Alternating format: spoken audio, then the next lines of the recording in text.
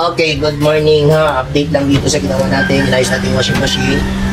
Itong update ko lang kayo. Binilang ko na rin siya ng switch. Kasi itong lumang switch niya, pag tester natin ito, which is good naman siya.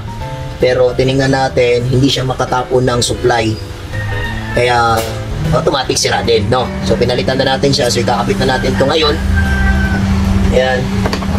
So hindi ko na po i-explain masyado to kasi ang nakakalam lang nito yung mahilig talaga sa supply ng current natin.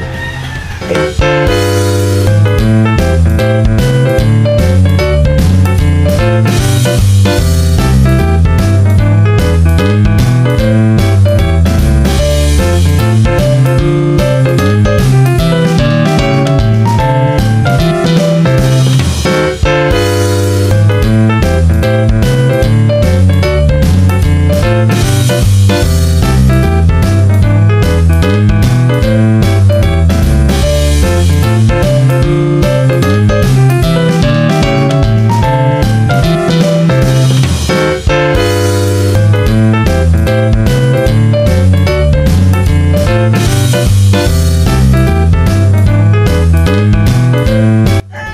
Update lang guys, ito na yung gawa nating washing machine, pinagawa sa atin.